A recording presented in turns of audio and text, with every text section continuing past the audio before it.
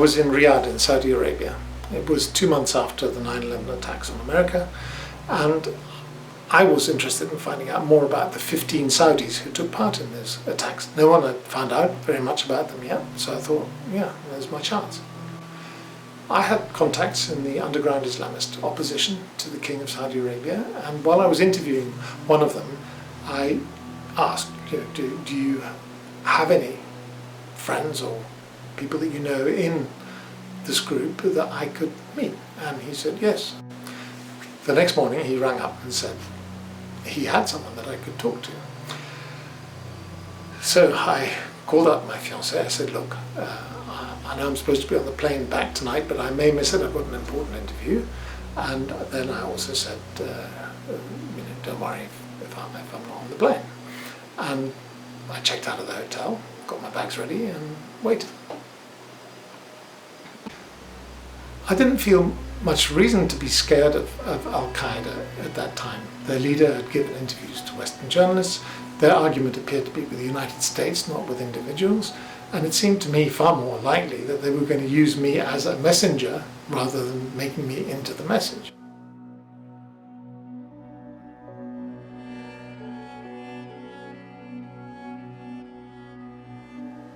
The person who had promised to arrange the interview arrived as he'd promised at the hotel.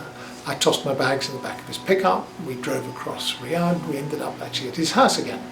And we sat down in his main reception at this time. And in due course, 2 men arrived. One short, thin, with a wispy beard, and the other big, rather heavier fellow. And I tried to engage them. They didn't respond to me very much. I sat down with the lead of the person of the pair, who was the thin one, and started explaining to him why I wanted to interview members of the 9/11 attackers and how I would explain to the world what they wanted. But he didn't react at all, and I stopped, and then he looked at me and said, "Shouldn't I kill you?" I was a bit taken aback. No one had said that to me before. And I looked across to the son of the jailed preacher who I'd been interviewing, had invited me to his house. And I thought he might signal that it was a joke or something like that, but not a bit of it. He was just looking straight at his hands with a completely blank expression on his face. It dawned on me that this was a fairly dangerous situation. They were 3 men, I was 1 man. They were with the 9/11 attackers. I didn't have anyone on my side. In fact, nobody knew that I was there, and no one was expecting me for a day or two. It was a quite exposed position. Apart from that, I was actually thinking about the fact that the next thing I was going to do after this trip to Saudi Arabia was I was going to go and get married. And that really focused my mind on how I was going to have to talk myself out of this situation.